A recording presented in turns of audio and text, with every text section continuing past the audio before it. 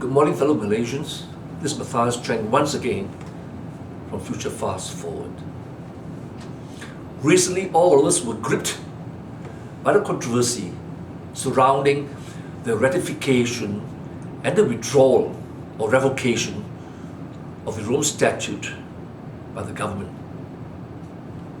Sad to say, and to put in blunt words, I'm pissed off by the lack of failure both by the proponents and opponents for the ratification of the Rome Statute. I've read all the newspapers in the mainstream as well as social media to try to come to grips as to what are the real issues that has been deliberately glossed over or suppressed, and a wrong focus was directed to the rakyat to focus about the so-called sovereignty issue of the rulers. Why is that so? Was there a hidden agenda to turn around the issue from one of human rights, or is it really the sovereignty of the rulers? Because the Rome Statute, giving rise to the International Criminal Court, is part of a group of treaties by the United Nations concerning human rights. So ICC is the vehicle or the court that will enforce any breach of the human rights. Now, in the discussion, there's reference to various articles of both Rome Statute as well as in our Constitution. But sad to say, there's no reference as to the background giving rise to the Rome Statute. In my previous videos months ago, when ICED was the main controversy, I drew your attention to not only the United Nations Declaration of Human Rights, but also the various Islamic declarations of human rights, which I will refer to earlier, all right, as well as various relevant surahs of the Quran. Because without that background, we can never expose the hypocrisy, the lies and confusion generated by the controversy and the failure by the key people, right, on both sides to really get to grips as to the essence why we should rectify the Rome Statute or the ICC. So, may I just ask you, all of you, have you ever, since the controversy, researched a Rome Statute? Because if you have, that is very clear. The issue is this: the Rome Statute of the Rome Statute of the International Criminal Court, often referred to as the International Criminal Court Statute or the Roman Statute, is the treaty. Emphasize, is a treaty that established the International Criminal Court. It was adopted at the diplomatic conference in Rome on 7th July 1998 and entered into force on 1st July 2002. Okay? Now, what crimes, being a court, right? You have to adjudicate, right? Either it's a civil court or the criminal court. But because it's a criminal court, International Criminal Court, its jurisdiction will be over criminal matters. Therefore, it is most pertinent for us to find out what are the crimes that will come under the umbrella or jurisdiction of the ICC. And I read to you. The International Criminal Court, ICC, is an intergovernmental organization and international tribunal that sits in The Hague in the Netherlands. The ICC has jurisdiction to prosecute individuals for the international crime of genocide, 1, crimes against humanity, 2, excuse me, war crimes and crimes of aggression. 4 crimes, which are international crimes arising out of usually armed conflict or wars. Right now, as of 2019, countries that are not members inside include the United States, China, India, Iraq, Libya, Yemen, Qatar, and Israel. And I believe also Russia. And how many states are party to the statute? Thus far, 1, 2, 3 countries. Had Malaysia ratified, it will be the 124th country to be state parties to the Rome Statute. Okay.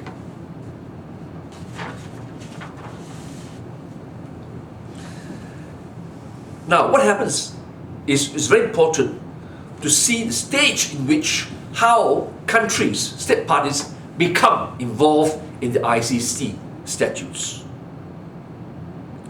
The first stage is for countries who support the work and jurisdiction of ICC is to sign onto the statute. And this is what it says, right? According to the Vienna Convention of Law of Treaties, a state that has signed, which Malaysia signed in 1998 and other countries, but not ratified a treaty, is obliged to refrain from acts which would defeat the object of purposes.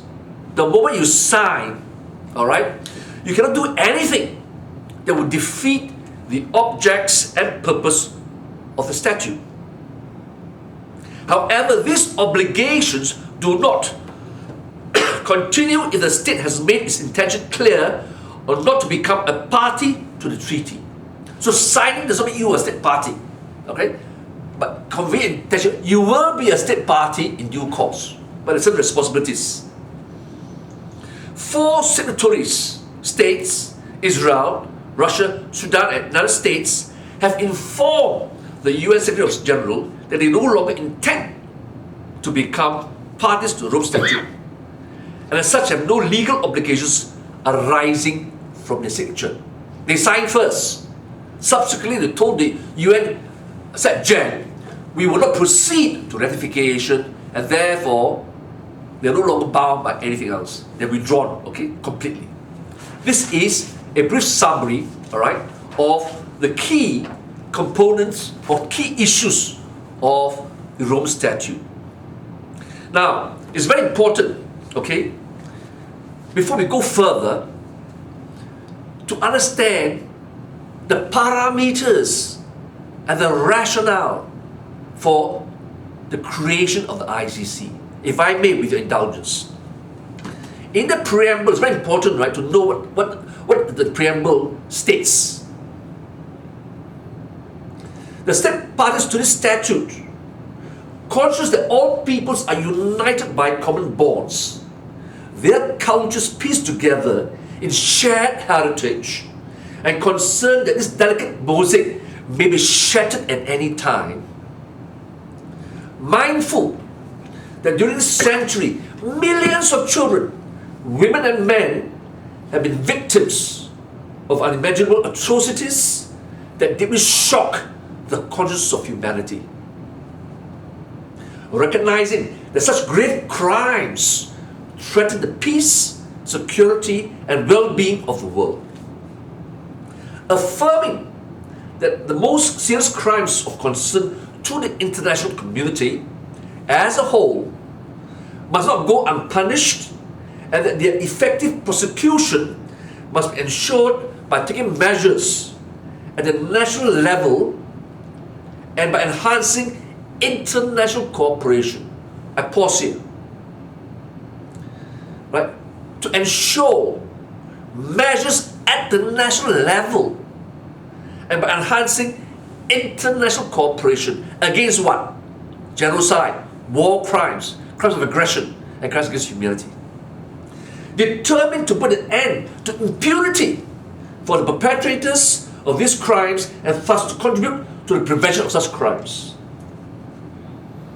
Recalling that it is the duty of every state to exercise its criminal jurisdiction over those responsible for international crimes. Reaffirming the purposes and principles of the Charter of the UN.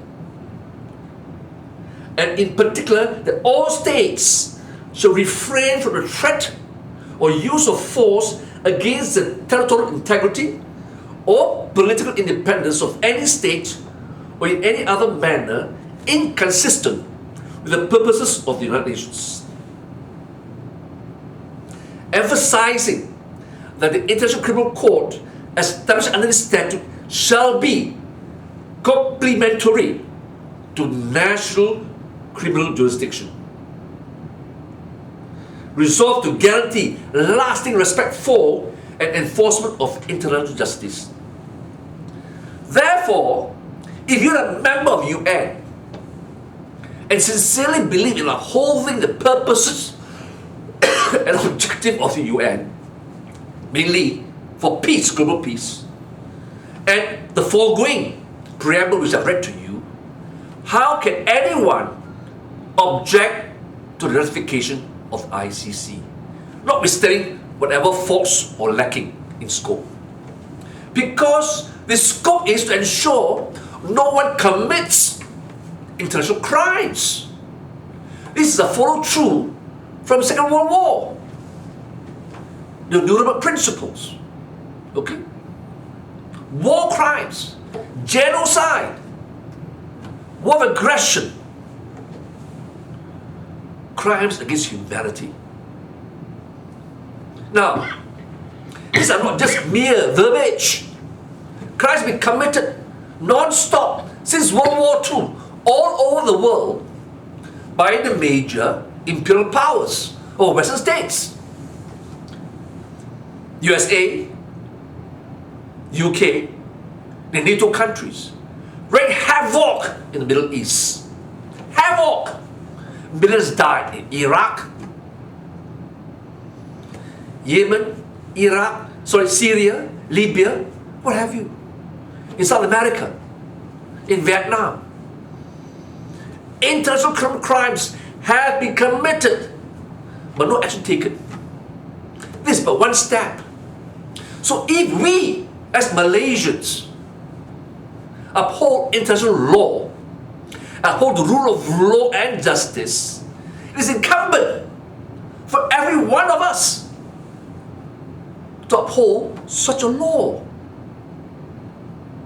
And this statute is to enable countries and the world's people to ensure that the objective purpose of UN will be achieved. So it's not isolation. It's connected to the United Nations. Now, before I go further, because these are the crimes of armed conflict, let me just warn my fellow Malaysians of all faiths, color or religion or race. And because we in Malaysia, the official religion being Islam, and the majority of people are Muslims, law-abiding, faithful to the Quran, may I therefore say to you that before the Geneva Conventions, right, hundreds of years before the Geneva Conventions, the Prophet, peace and blessing be upon him, and his successors came up with a series of principles governing war, ethics, concerning armed conflict. If I read to you, the first Caliph, Abu Bakr, following the principles enunciated by the Prophet, said this with regards to war, how Muslims must behave. And we are a Muslim country, majority, okay? O people, I charge you with 10 rules, learn them well. Stop, O people, that I may give you 10 rules for your guidance in the battlefield. Do not commit treachery or deviate from the right path.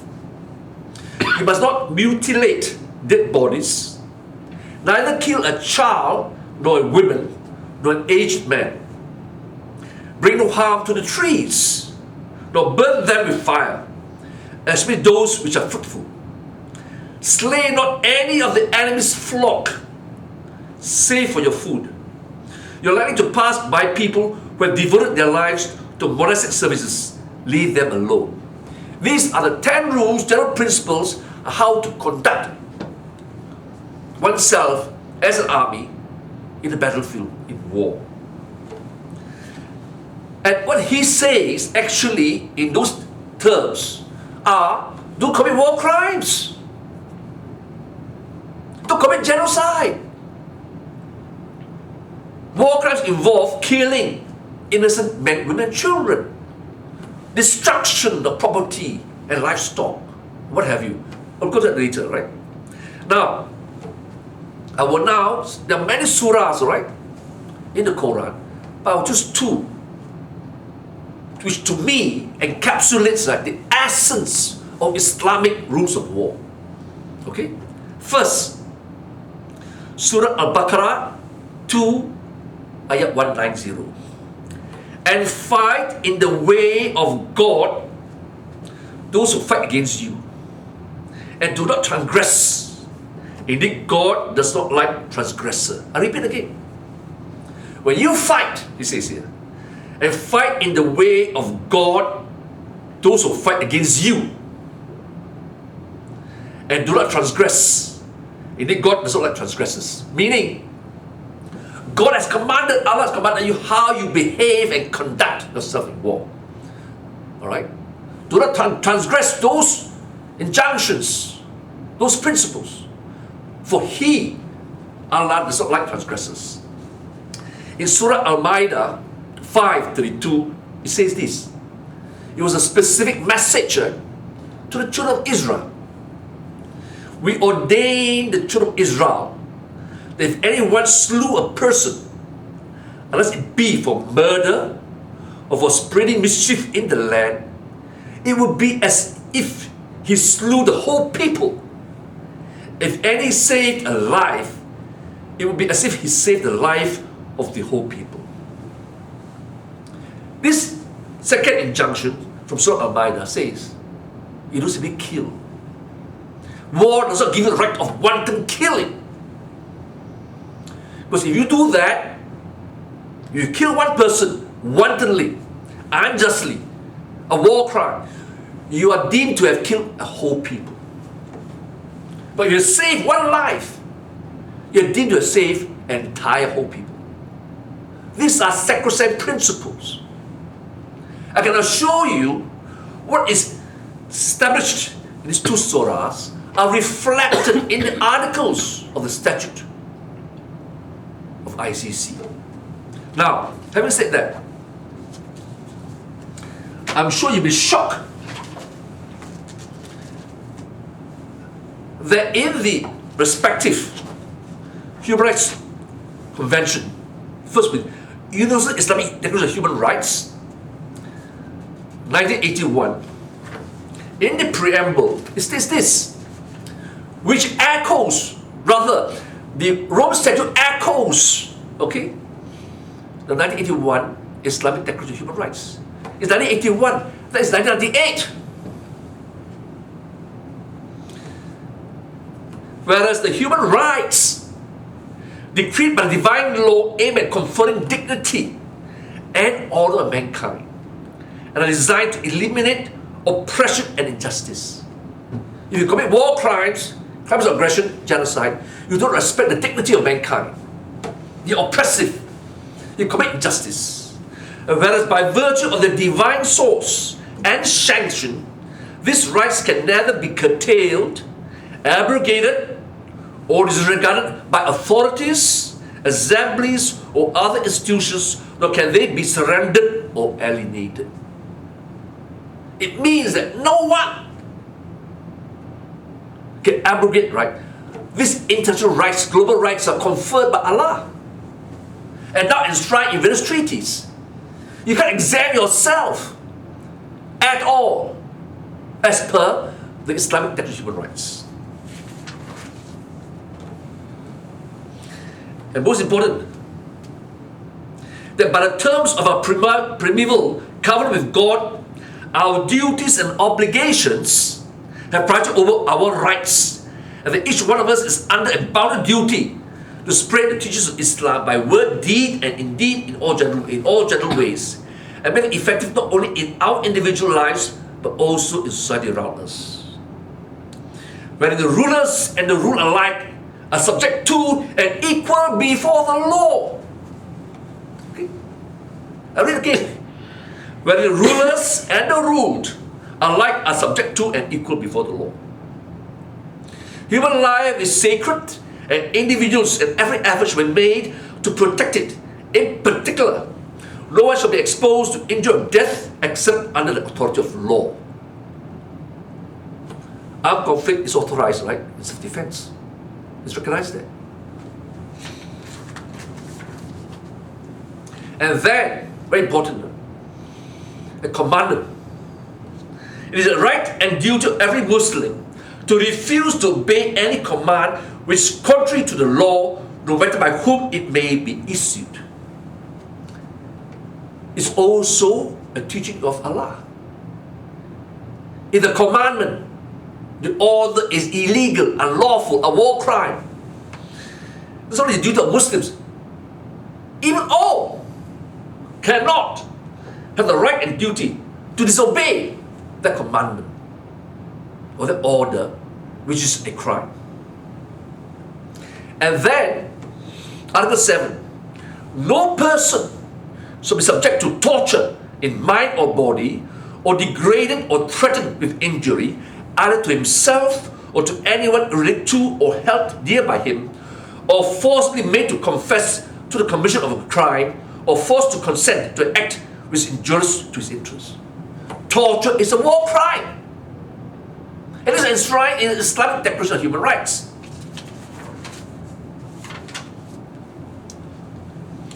Now we go to the Cairo Declaration of Human Rights in Islam. Okay. Let me say to you this. Believing that fundamental rights and universal freedoms in Islam are an integral part of Islamic religion, and that no one as a matter of principle has a right to suspend them in whole or in part, or violate or ignore them inasmuch as they are binding divine commandments, which are contained in the revealed books of God and were sent through the last of his prophets to complete the preceding divine messages, thereby making the observances an act of worship, and the neglect or violation an abominable sin. And accordingly, every person is individually responsible, and the Ummah collectively responsible for the safeguard. Okay. To observe those principles, not enshrined in the Charter of the UN and enshrined in the Statute of Rome, Human Rights ICC, is a duty and is an abominable sin if you violate that duty. Now, Rome says about genocide, right? It's a crime. It says here, it is forbidden to resort to such measures as may result in genocidal annihilation of mankind. Cairo Declaration of Human Rights. Then Article 3. In the event of use of force and in case of armed conflict, it is permissible to kill, it is not permissible to kill non-belligerents such as old men, women and children. The wounded and the sick shall have the right to medical treatment, and prisoners of war shall have the right to be fed, sheltered and clothed. It is prohibited to mutilate dead bodies. It is a duty to exchange prisoners of war and to arrange visits or reunions with families separated by the circumstances of war. It is prohibited to fell trees, to damage crops and livestock, and destroy the enemy's civilian buildings and installation by shelling, blasting, and other means. Okay? Which is what the first caliph says, Abu Bakr, one of the 10 rules.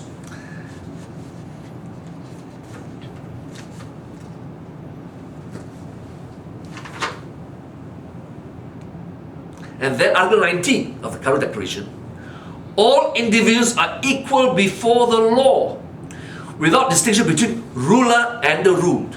Not my words, the Cairo Declaration. Then you come to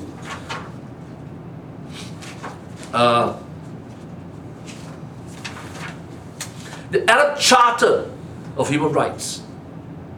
Now, those countries in Middle East, right, are absolute monarch, am I right? They had come together, despite the being absolute monarch, to come up with the Charter, Arab Charter of Human Rights in 2004.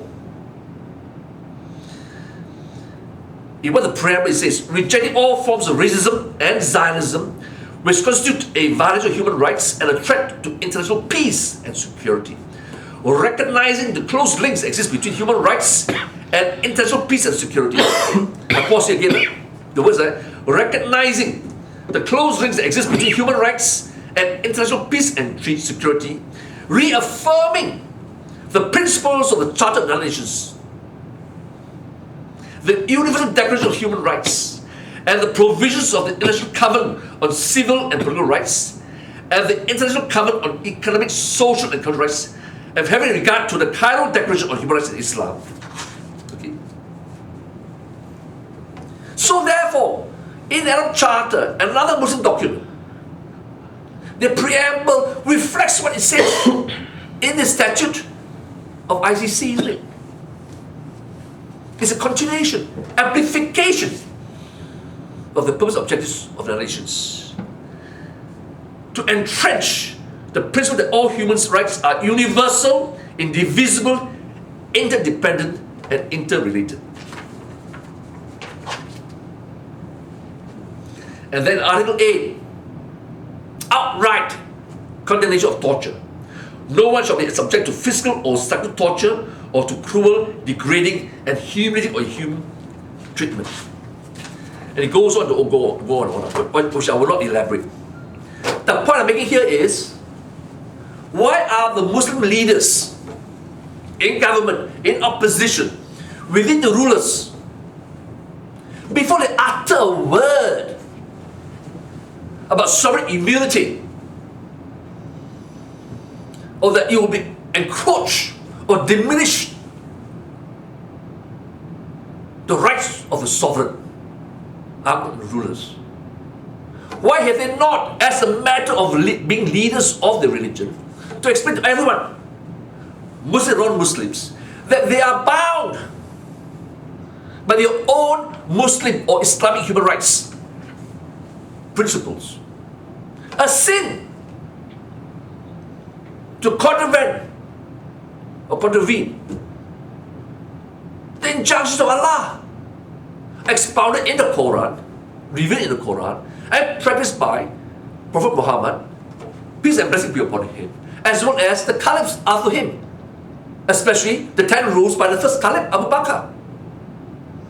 Once you're there in that context, the issue that the signing of the Rome Statute, which came after, right, the Islamic Universal Declaration of Human Rights in 1981, and the body, the corpus of law on armed conflict, which even preceded the Geneva Conventions.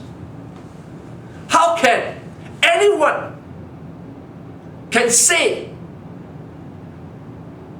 by virtue I'm the king or the ruler of any country, we are above the law, we are immune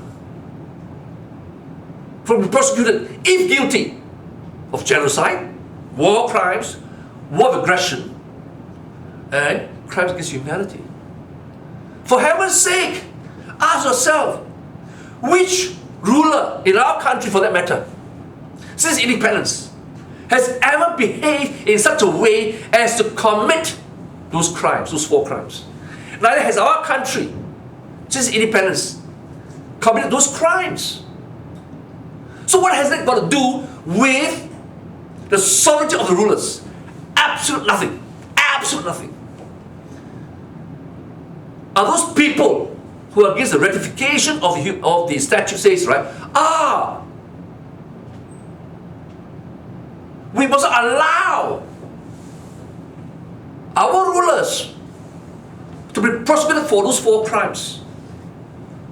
Why they fear such prosecution?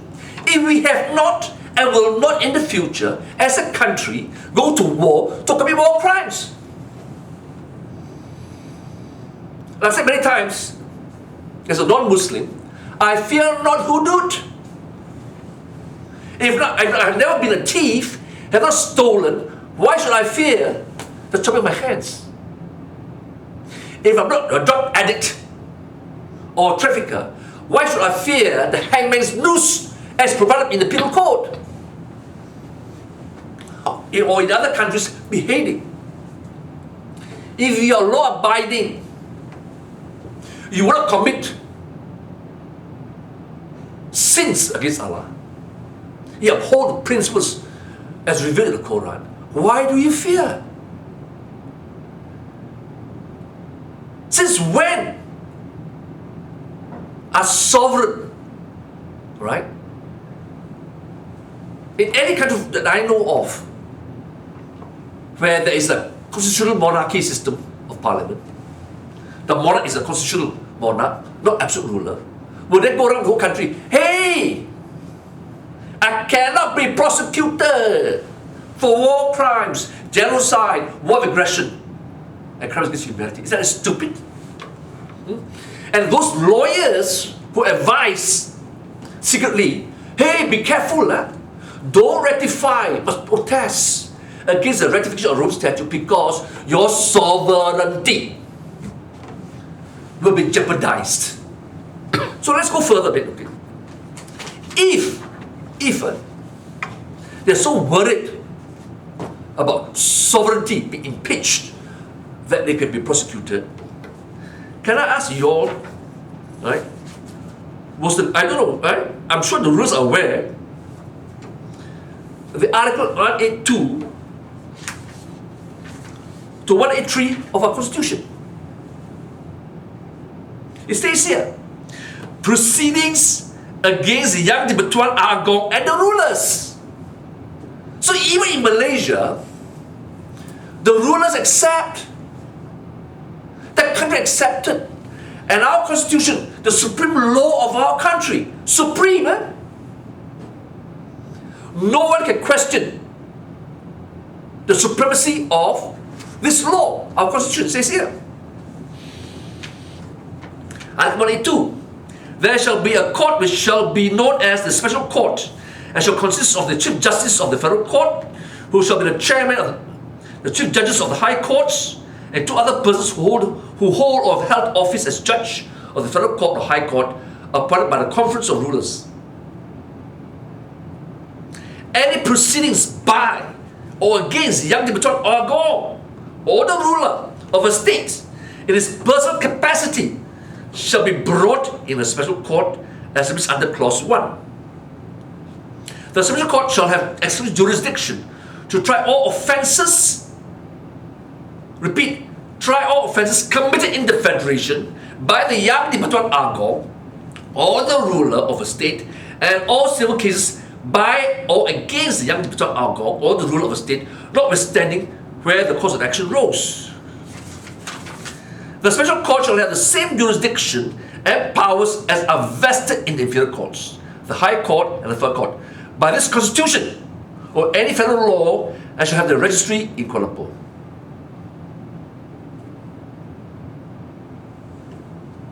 The proceedings in the special court shall be decided in accordance with the opinion of the majority of the members, and decisions shall be final and conclusive and should not be challenged or called in question in any court on any ground.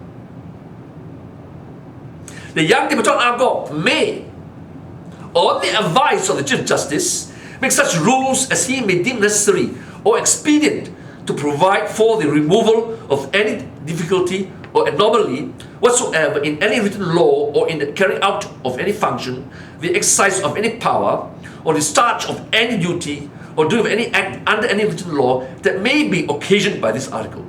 And for that purpose, such rules may make any modification, adaptation, alteration, change, or amendment whatsoever to any written law.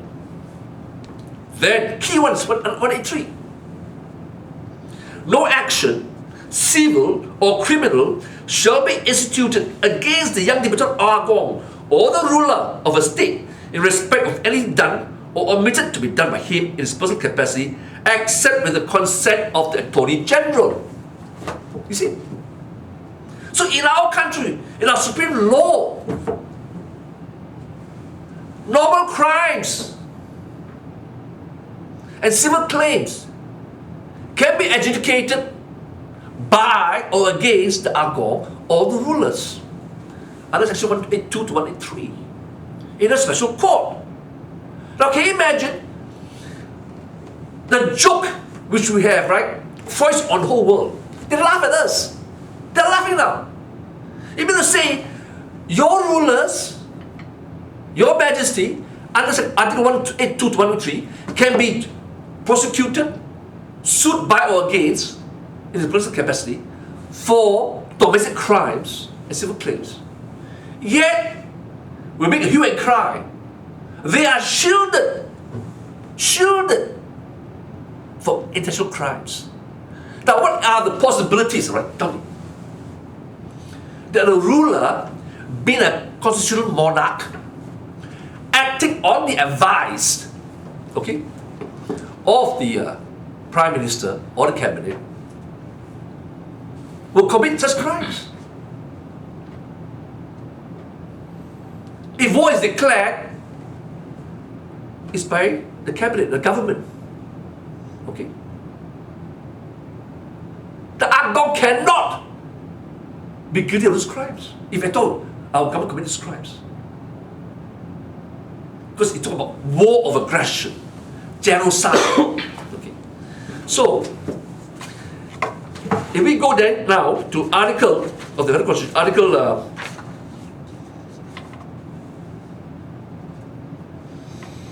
40, the young debutant Agong to act unadvised in the exercise of his function under this Constitution or federal law, the young debutant Agong shall act in accordance with the advice of the Cabinet or of a minister acting under the general authority of the Cabinet, except as otherwise provided by this Constitution, but shall be entitled at his request to any information concerning the government of the Federation which is available to the Cabinet. It's very clear. The Agong and the rulers are constitutional monarch. In the cross of rulers, what happens? The Prime Minister accompanies the Agong, and the Menteri Besar or Chief Minister accompany the relevant Sultan and the governors of the state. They take advice in all the deliveries of the cross of rulers. And then, in Article 39, the executive authority of the Federation. The executive authority of the Federation shall be vested in the young debutant Agong and exercisable subject to the provisions of any federal law and of the second schedule by him or by the Cabinet or any minister authorized by the Cabinet, but Parliament may by law confer executive functions on other persons. There are two limbs here. All executive functions, all right, are to be two groups. One, the Agong. If the law provides that he has no say in those decisions, or what is provided for in the second schedule, second group is like the Prime Minister and the Cabinet, or some other person as Parliament may confer executive powers. So, Article 29 is qualified by Article 40. Agong acts on advice, okay, of the Cabinet or of a minister. In so far as the second schedule is concerned, you'll be surprised. You know what's the second schedule about? Part 1 to 3. Alright? the duties of ARGON, the executive powers of ARGON under second schedule, is concerned, right? Citizenship, second schedule. Part 1, Article 41A, Part 2, Article 41B, and Part 3, Article 31. It's on citizenship. Any other executive powers are defined in the Constitution as specific acts. So why could there be confusion on a simple reading? Something's not right. As if international law, which is a reflection of the revelation by Allah and the Quran and the Hadith, and the principles, right, enunciated by the Caliph, the first Caliph, Abu Bakr, and others, which were rules of engagement in war that preceded the Geneva Convention, and now embodied in 3 Islamic Declaration of Human Rights. The first 1981, okay, then the Cairo Declaration, and then the Arab Charter. Are you telling me those lawyers and those other advisors telling the whole country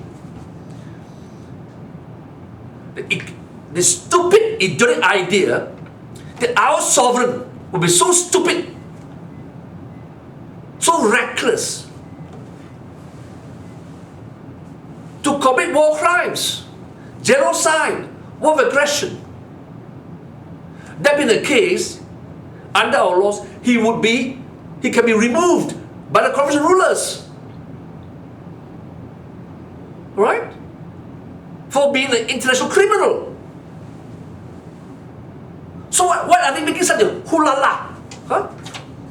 And then more importantly, okay, in the Rome Statute, right? Because not every country, by their domestic law, okay, have in the penal code or other codification crimes against humanity, war crimes, crimes of aggression, or genocide. So, it states here, the Rome Statute obliges state parties to cooperate with the court in the investigation and prosecution of crimes, including the arrest and surrender of suspects. Part 9 of the statute requires all state parties to ensure there are procedures available under their national law for all the forms of cooperation which are specified under this part. Under the Rome Statute complementary principle, the court only has jurisdiction, I emphasize, the court has only jurisdiction over cases where the relevant state is unwilling or unable to investigate and, if appropriate, prosecute the case itself. Legislation to provide for the investigation and prosecution of crimes that fall under the jurisdiction of the court. As of April 2006, the following states that enacted or drafted implementary legislations are Manila, I just highlight a few. Australia, head of the government is the Queen of England. Denmark has a Queen, right? Canada refers to the Queen in its parliament. And United Kingdom, they've enacted, right, domestic laws that dovetails the statute so that they can prosecute anyone within their own country for war crimes, genocide, crimes of aggression, okay, and crimes against humanity. We've yet to have these laws in Malaysia. But notwithstanding, right, even if we rectify the Rome Statute, we have to go to the next stage to introduce specific laws against anyone for war crimes, crimes of aggression, genocide, and crimes against humanity. Can anyone in our country come to any conclusion? Our Agong, being a founder of justice in our country, the head of the Islamic religion, can he commit war of aggression? Can he order the army to attack any other country? Because it says here in the Islamic declaration, every duty, the duty of every Muslim is not to obey illegal, unlawful orders, no matter how high is the person. So what's going on? So why people are weeping as if they are the champions? I said before in my previous videos, right? Champions of the rulers, champion of Islam, champion of race and culture. On that platform, oh my God, they cry murder, they want blood, they want chaos. If any of those things are challenged without explaining or exposing, that as a Muslim, they are bound. Okay. Surah Al-Baqarah, Surah Al-Ma'idah, and other surahs. So why, at this stage of our country's development, we are now asked, and people are incited to frenzy? And according to the foreign minister, there is a plot for coup d'etat by the deep state. These are very treasonous behavior. So can we take all this, right, lightly? Or should we as a people now demand those who have advised directly or indirectly,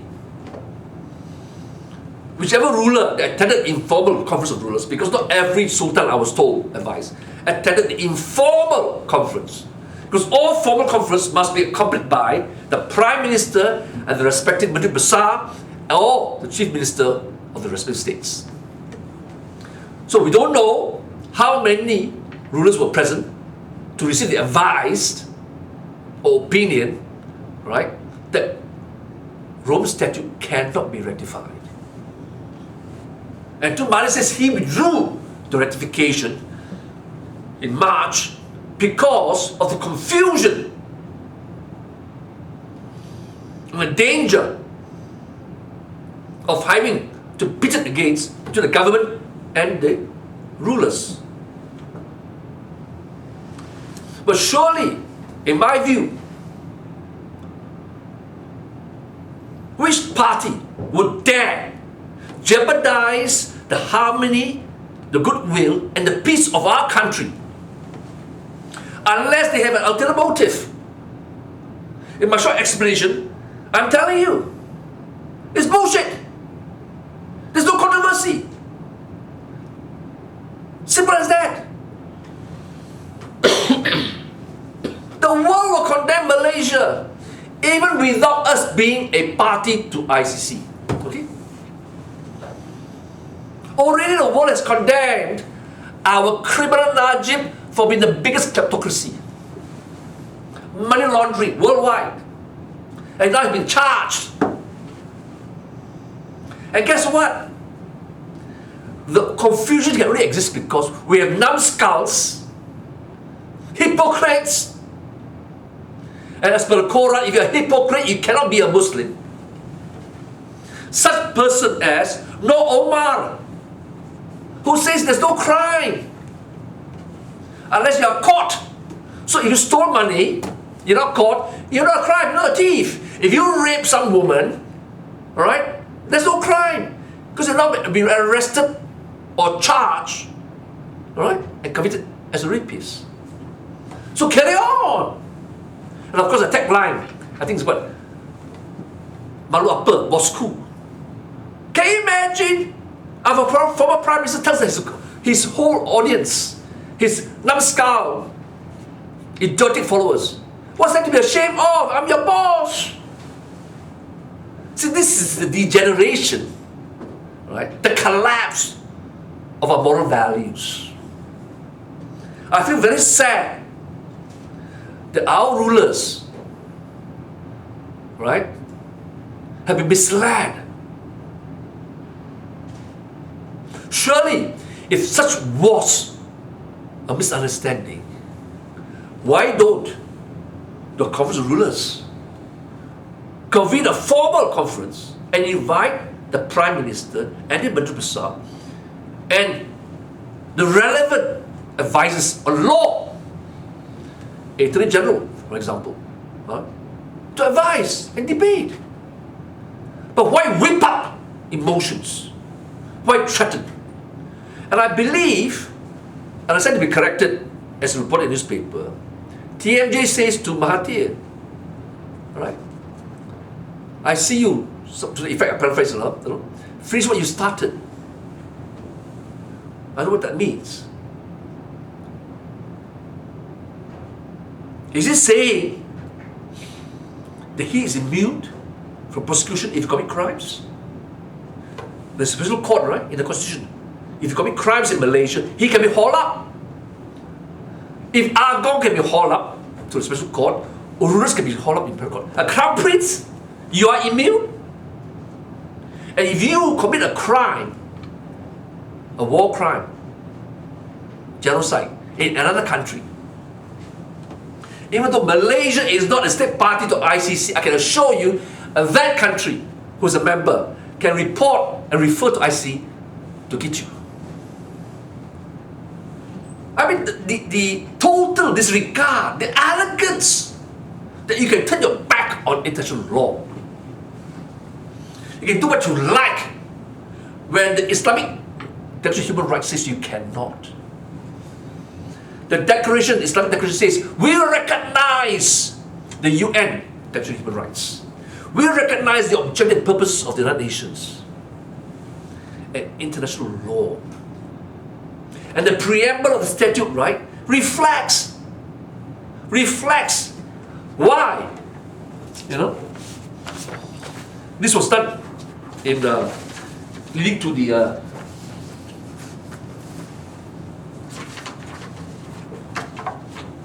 ratification of Rome Statute. Now let me conclude very quickly. The hypocrisy. Bill Clinton was scared shit. You know why? He started a war. He, Bush, Obama. That's why he says, right, although the United States signed the Rome Statute in December 2000, but never ratified, right, and since giving notice that they will withdraw, decided not to submit the treaty to the United States Senate for ratification. And then Bush, after invasion Iraq, war crime, crime of aggression, genocide, the US did not intend to become state party to ICC in the letter to the UN Secretary General. And then US Congress passed a law, American Service Members Protection Act, ASPA, and then compelled countries where their soldiers are stationed in to enter into, all right, bilateral treaties exempting and granting immunity by the host country against any crimes in which their soldiers may have committed. You see, we condemn US, the great Satan, imperialists, warmongers, invaded Muslim countries, murdered, raped Muslim countries. And they say to you, the United States, right? Hey, to hell with you. I am the great power. I will not be bound by ICC. I don't care. You have to sign bilateral treaties to give immunity to my soldiers or to anyone. Okay? You can't arrest me or anyone, even though we commit crimes. So if countries don't come together and says, no, we will abide by the international law on crimes, crimes of aggression, genocide, and crimes against humanity, then we can say, we can make judgment on US, right? Otherwise we're hypocrites, okay? Don't condemn US, don't condemn Israel, okay, and NATO for the rape and plunder of Syria, Libya, Iraq, and elsewhere, and Palestine. And yet, you refuse to rectify. Based on the infographics, right, issued by Bernama, it says here, the time was right, Najib, Prime Minister Datuk Sri Najib gave a policy direction for Malaysia to join the Rome Statute which is an extension of Israel's raid on the Gaza Freedom Flotilla on May 31st, 2010. You see, we have been supporting the liberation of Palestine, condemning Israel, demonstrating all the time, all right? Condemning USA, Israel, UK for oppression in Palestine. Huh? I was on that flotilla. Tun and I started the flotilla to Palestine. And our ship, Rachel Corrie, was the flagship, lead ship. But for our engine problem, we would have led the flotilla. To cut the story short, Israel attacked the flotilla, murdered people, and we were the last ship that, notwithstanding the murder in international waters, we went alone. And we were captured and attacked by Israeli commandos because we held high the principle of international law.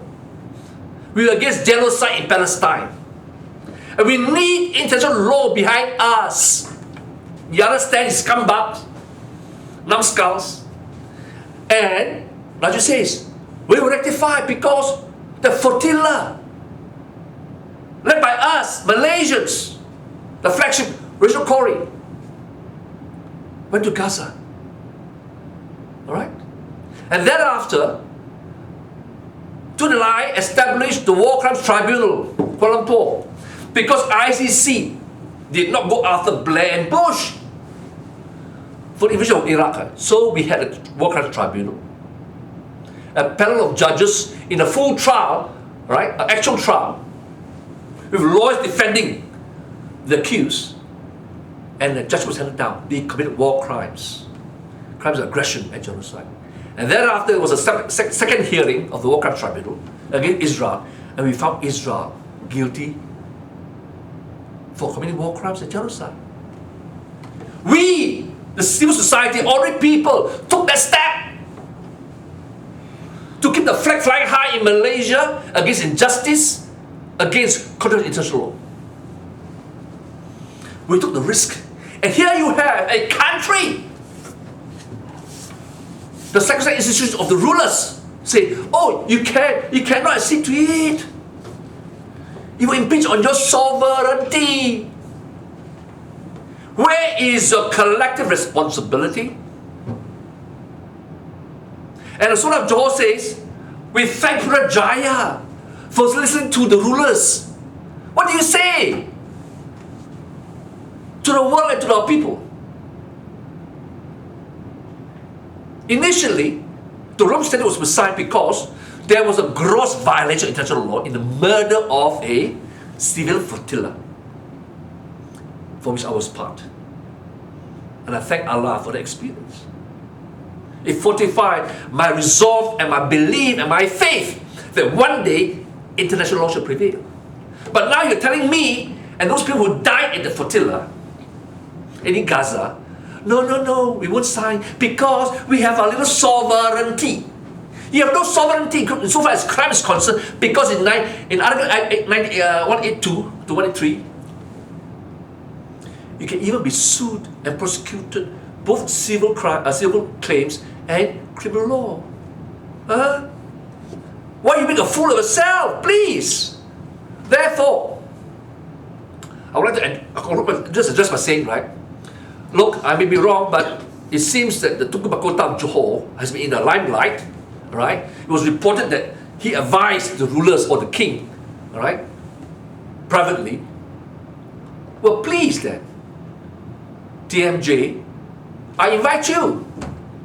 In fact, I dare you. Can you come to Putrajaya, right?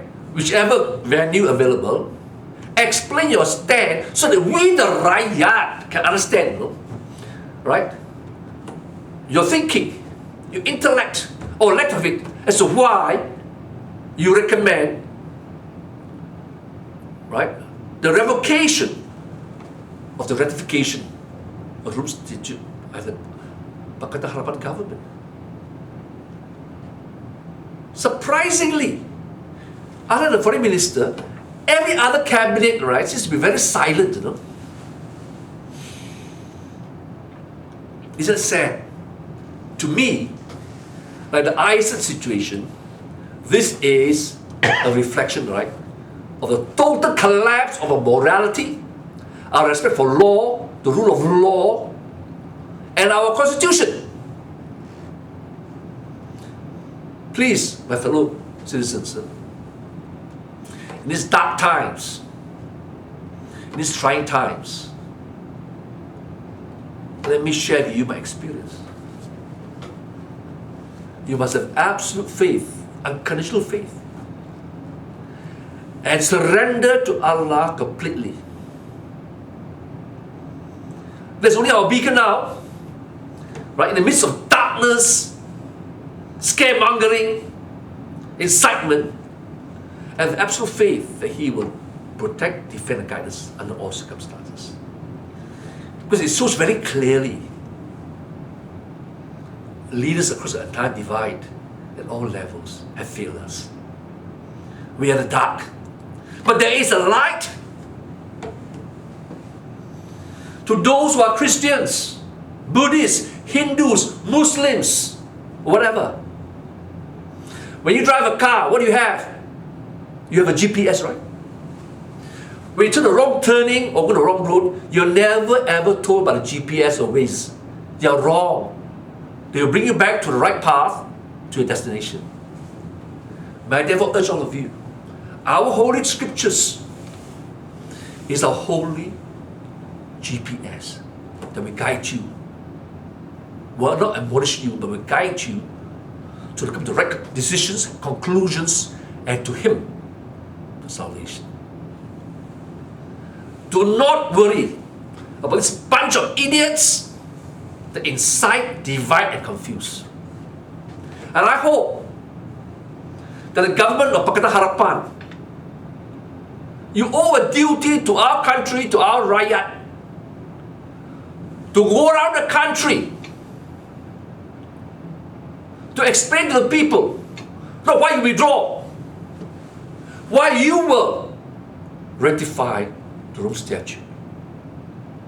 Cannot just withdraw and says, oh, I'll avoid a coup. There may have been an attempt at a coup, I don't know. Okay. But now that has been exposed, let's see whether those culprits trying to use excuses and incidents, right, to launch a coup, they come forward. The people will come behind you. Explain to us. And if the people's will that we rectify, no one can stop the will of the people. No one. Because under the Islamic Declaration of Human Rights, ruler and rule are all equal, subject to the law of Allah. Alright? And let the rulers say they want immunity from genocide, war crimes, crimes of aggression, and crimes against humanity. Torture, rape, whatever. Let them come out and say, this is the reason why we want immunity. Because the only crimes that's under jurisdiction of ICC is those crimes. What immunity or sorry are we talking about? So let's be clear, whole country. Government, explain, rulers, especially sort of Johor and TMJ, since you thank Putrajaya for following your views not to ratify, justify your stand on non-ratification. Justify. I'm not interested in some bloody lawyers or some politicians giving their views. You give your view and you thank the Putrajaya government for non-ratification. You have to, as our ruler, to tell our people, you want respect to the institution of the rulers of the Agong and the crops of rulers, you want us to adhere to the law of the federal constitution, then you have a duty to advise us. Starting with TMJ. Come forward. If you are not willing to give an oral speech, give a written statement. Why? If you had, emphasize that, if you had advised the Agong and the rulers, the country should not ratify the Rome Statute, we want to know your reason. We haven't heard your reason. We've heard the advice of some lawyers. But if you agree to the advice of those lawyers, we must know why you agree. It's not enough to say, I agree. Which part of the advice you agree? If it's immunity against war crimes, against genocide, war's aggression, right, and crimes against humanity, say so in black and white. Then the country will know what to do with it. Because we can assume you were correctly advised. Right? We have given an oath to uphold the king and country and the constitution. So there's a confusion generated by some misunderstanding by your representation to the government or whatever. They need to know. We need to know. That's the only way to resolve this issue. There was a leader who says that, right? Maybe we should have an amicable resolution between the lawyers who advise the rulers and those who are for ratification. Hey, the issue is not between those lawyers against ratification and those who are for ratification. The issue is we want to know from the Conference of Rulers why you demand the non-ratification. Simple as that. Alright? We're not challenging any authority. Alright? Reasoning, logic, on law. On law. And this is the law. The supreme law. The federal constitution. Explain. Your contradiction. You're bound by Article 181 to 183. But you don't want to be bound by ICC. When it says here, please, we can only take action if our country don't take action. Alright? With that, I urge all my fellow countrymen, please be calm. Let's be concerted and united in demanding from those other people who have advised the rulers right. Alright? Come up in full, be transparent. Okay? And for the government, Pakatan, it's not enough to say, we want to withdraw to avoid a coup. No. You must go further. You must explain why in the first place you want to ratify. Alright? What are your principles? What is your reasoning? So that we, the people who elected you, will continue to support you. If you fail in your duty, to criticize you. With that, I thank you for your attention and bid you a good day.